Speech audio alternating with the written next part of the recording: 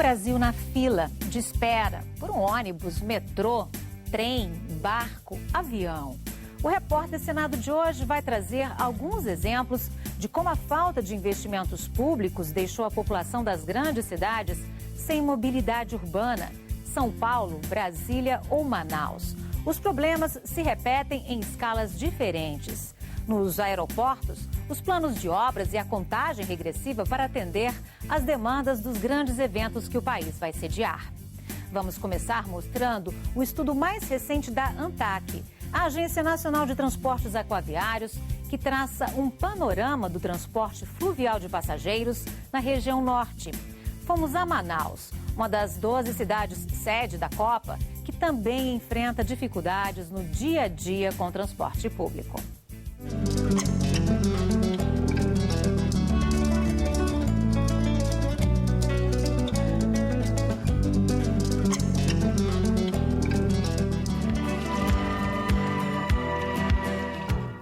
Difícil andar pelas ruas de Manaus, de carro, percorrer trechos curtos, sem enfrentar trânsito congestionado na capital histórica, fundada em 1669.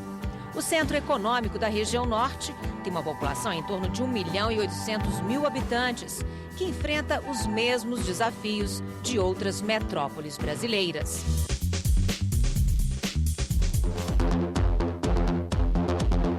De ônibus, o drama se repete nos corredores exclusivos.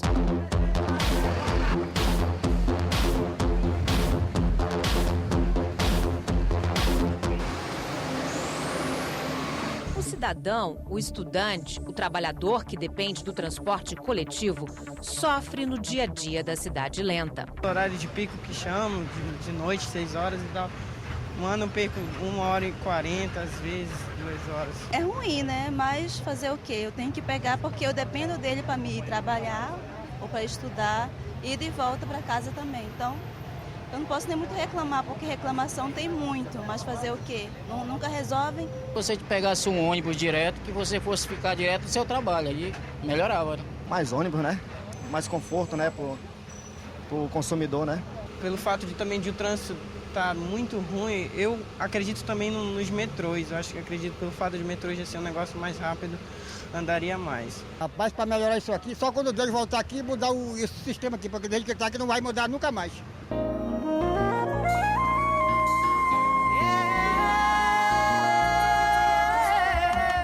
Da capital do Amazonas para os outros 62 municípios, o barco é fundamental. A construção da ponte Rio Negro trouxe alternativa para se chegar à BR-070.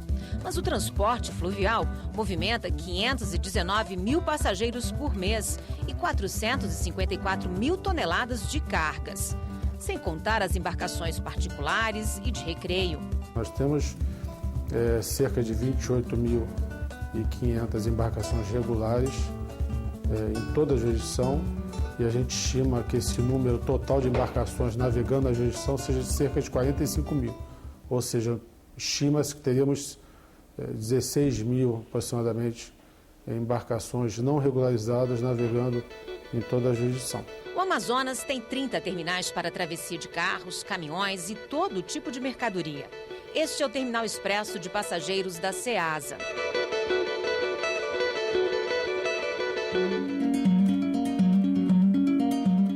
No centro, o comércio para o interior agita a Feira Coronel João Teixeira, a chamada Manaus Moderna. Os estivadores atravessam entre os carros, levam de tudo, se misturam pelas calçadas, enfrentam escadarias até chegar às balsas, quando tem. Chamar aquilo de Manaus Moderna está depreciando muito Manaus. Então o que nós temos lá são um arranjo que pessoas particulares, privadas, resolveram colocar ali uma balsa onde os barcos atracam e aquilo que está funcionando. E isso está há muito tempo. Creio que está meio diferente de Moderna, né? O que precisava para melhorar mais era que tivesse mais um atendimento melhor ao povo. Nessa frente aqui era muita lama, era muita sujeira, né? Aí fizeram esse muro de arrime aqui, aí melhorou um pouco aí, mas só que aí tá feio por causa de atracar o barco. Tá faltando mais balsa para cá, para o porto. As embarcações encostam na escadaria do Porto de Manaus e é preciso se equilibrar para ter acesso por essas rampas estreitas de madeira com risco de acidentes. Da forma que funciona, isso aqui é meio ruim, né?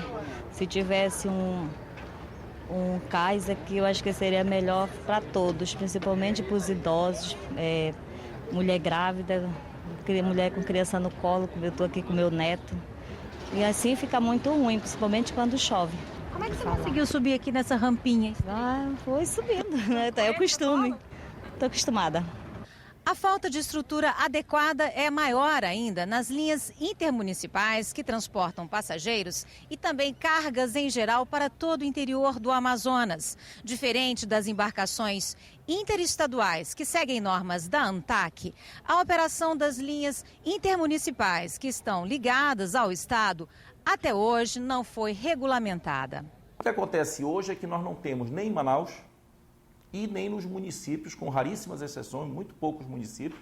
Eu diria que deve ter uns 10 municípios aí com condição de atracação desses barcos num porto organizado, para que a gente possa realmente organizar. A palavra já está dizendo, regras. Olha, seu horário de embarque é X, você pode descer a mercadoria até às 15 horas, a partir das 15 horas só desce passageiro e o barco vai sair às 18. É muito comum se observar que os desastres ocorridos na região é em função do peso exagerado que se coloca em relação à carga e ao número de passageiros. Este barco faz a linha para Urucurituba em 12 horas de viagem. A passagem custa R$50. Quem é da região, como o agricultor Antônio Oliveira, conhece bem as limitações e se queixa. Tem vezes que sai mais tarde, por causa dessa mercadoria aí. Eu acho que vocês ou alguém, a capitania, deveria verificar o horário, porque nós é que paga a passagem e tem que esperar até a hora que o dono quer que saia, né? As reclamações chegam à Capitania dos Portos da Amazônia Ocidental, que tem outras tarefas: cuidar da segurança, prevenir acidentes e a poluição dos rios, evitar a superlotação e um caos maior. As pessoas aqui confundem, isso seria mais questão de agências reguladoras do transporte aquaviário. Questão, por exemplo, às vezes reclamar na capitania que o preço da passagem está cara. A capitania não tem competência para tratar disso. A ANTAQ, Agência Nacional de Transportes Aquaviários, contratou um estudo da Universidade Federal do Pará, que começou em fevereiro de 2011 e deve ser concluída até o fim deste ano. E já tem um panorama do transporte fluvial em 4 estados: Amazonas, Pará, Amapá e Rondônia. As condições de transporte já melhoraram. Isso não acontece no geral na Amazônia como um todo. São 222 linhas exploradas e 422 embarcações oficiais que transportam 1 milhão de passageiros por mês e levam 670 mil toneladas de mercadorias. 106 empresas operam esse transporte misto. 1/3 são linhas interestaduais, que passaram a seguir as normas da ANTAQ, que tem sede em Manaus, Belém e Porto Velho. Mas apenas 57% das empresas têm autorização para operar, ou seja, estão regularizadas. É uma das áreas da navegação interior em que a procura para regularização está maior. E nós temos aí uma meta dentro de um planejamento estratégico nosso de a gente chegar a 70%, 80%, vamos dizer, 1-2 anos, pegar quase a sua totalidade. A falta de terminais com infraestrutura e serviços de boa qualidade é um padrão na região amazônica. Diria que há um abandono completo. A sociedade brasileira virou de costas para os rios, né, como meio de comunicação e de transporte. Então não há uma política voltada para o aproveitamento dos rios, né, e para o desenvolvimento do transporte fluvial, seja de passageiro, seja de carga. Dos 106 terminais de transporte de cargas e passageiros de toda a região norte que foram pesquisados, 103 foram considerados ruins. 3 receberam uma nota de médio e apenas 1 foi avaliado como bom. É justamente este aqui, o Rodway, a estação hidroviária que fica no centro histórico de Manaus. Aqui do alto, a gente percebe o quanto a movimentação é intensa. E o que chama a atenção é que o embarque de passageiros e cargas acaba se misturando. Essas embarcações atracadas no cais do Rodway são linhas interestaduais ou regionais, abastecidas com todo tipo de produto. Com as normas da ANTAQ, hoje as cargas vão separadas, no porão. Começam a ser colocadas nos barcos dias antes. Estamos carregando castanha, que vai diretamente para o Pará. Aí de lá sai para o mundo todo, né? Que lá ela vai ser beneficiada. E a gente vive nessa vida aqui de trabalhos longos, cansativos, mas é isso que a gente ganha, o pão de cada dia do nosso filho. Os barcos levam até 700 passageiros. A pesquisa traçou o perfil deles. 53% são mulheres, 47% homens. A maioria não tem necessidade especial. Viaja primeiro a trabalho ou negócio, segundo por lazer, terceiro para voltar para casa. Vão em áreas reservadas nos vários tipos de conversa. É um festival de redes. Faz parte da cultura local. E detalhe, é preciso chegar bem cedo para conseguir garantir um lugar. Eu tive que mandar a rede 3 horas da tarde, o barco saía 9 da noite. Então imagina, 6 horas antes para eu garantir o quê? Um lugar. Na linha Manaus-Belém, são 4 dias de navegação. Encontramos uma família de primeira viagem. Acho que muito confortável zona não, né? Porque a redezinha, ó, treladinha ali, qualquer balanço tu tá caindo dentro da rede do vizinho é meio enrolado, mas... E é confortável? É muito bom, porque... Mas é o jeito, né? Você vai nessa redinha? É nessa redinha, Consegue dormir? Durmo. Aqui tem ar-condicionado? Tem. E como é que são as condições? Banheiro, comida? Banheiro não é muito legal, não. Minha comida também. Comida é caro, bandequinho. R$8. Antônio e a família estavam de mudança para Palmeirinha. Gastaram R$700 para levar tudo. Demora mais, mas sai mais em conta. E é uma aventura muito bacana para quem gosta de se aventurar na vida, né?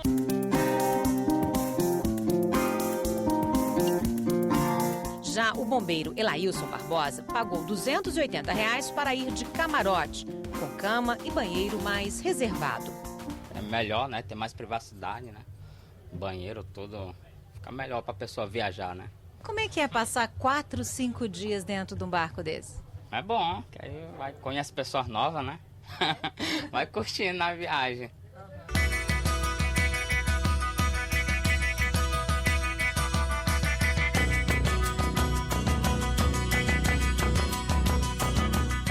No Rodway, os caminhões de carga pagam tarifa e chegam até o navio para embarcar os produtos.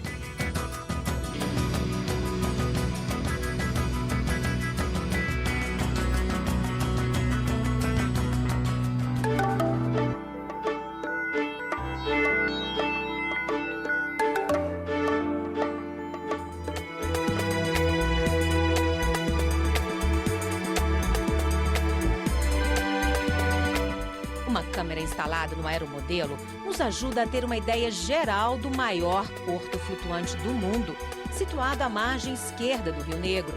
Ele foi construído por ingleses no início do século XX, 1902. Hoje está arrendado a um consórcio de empresas privadas. É um dos poucos terminais da Amazônia que tem controle eletrônico na entrada, bilhetes impressos, informações atualizadas nos monitores, uma praça de alimentação climatizada, um certo conforto para os passageiros. Por aqui embarcam 300 mil pessoas por ano, 1.200 por dia. Outras 15 mil transitam no flutuante, que tem uma vista panorâmica. E para a tecnologia que a gente tem hoje, poderia ser melhorado. O que falta? Acho que um pouco mais de conforto, né? Um pouco mais de zelo, um pouco mais de limpeza também, que eu acho que não somente pelo pessoal que produz aqui, o pessoal que trabalha aqui, mas o pessoal que frequenta também. E, infelizmente, uma briga judicial entre a empresa e o governo do estado atrapalhou os investimentos, tanto da empresa privada, que não pôde mais fazer investimentos em função da briga estabelecida com o governo do estado, quanto o prejuízo para a população.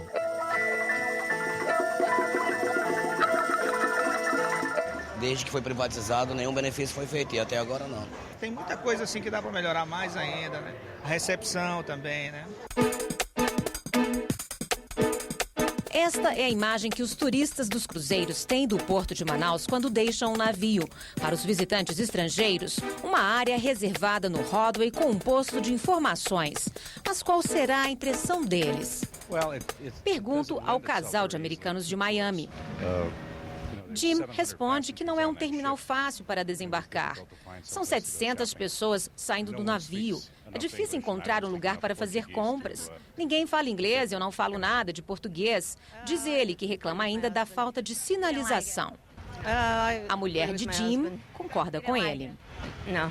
O fluxo de transatlânticos vem crescendo. Na temporada 2011-2012, chegou a 18 navios e 25 mil turistas, que deixaram 12 milhões de dólares no comércio local. Mas tem uma desvantagem. Toda vez que chega o navio transatlântico a Manaus, ele ganha prioridade no terminal e ocupa a plataforma usada no dia a dia pelas embarcações regionais. Com isso, elas precisam ser transferidas para aquela outra área ali, o que torna a operação de embarque dos moradores, dos passageiros locais, mais improvisada, menos confortável.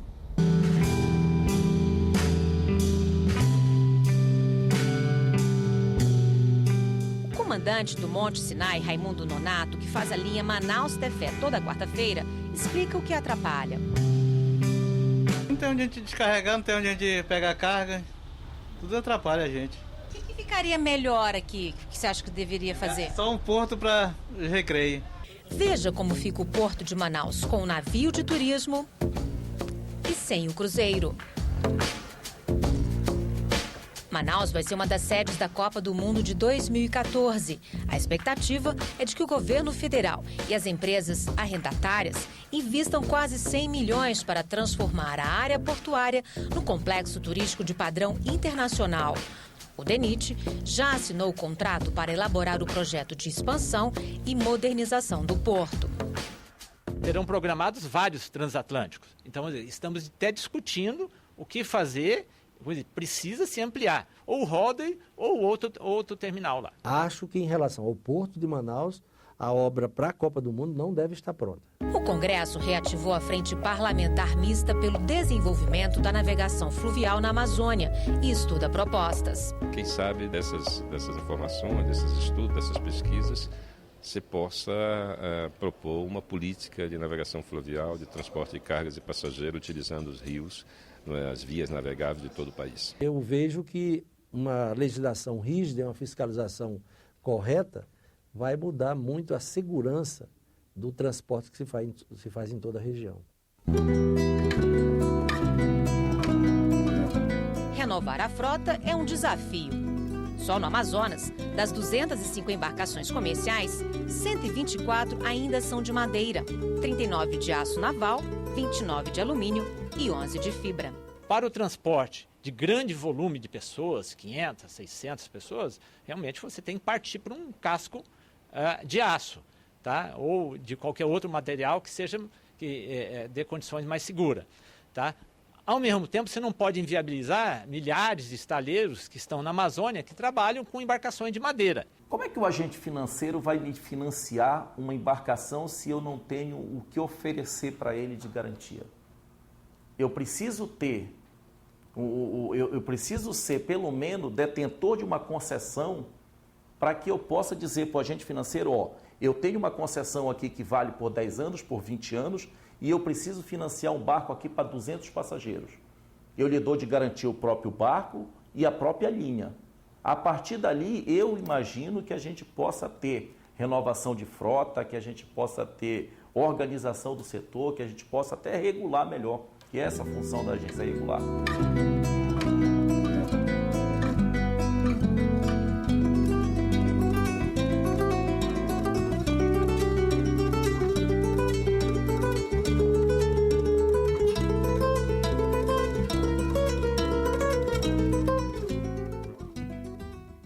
Veja a seguir o drama de quem depende do transporte coletivo na maior cidade do país. E a realidade de quem vive em Brasília, a capital construída para quem tem carros. O Repórter Senado volta em instantes.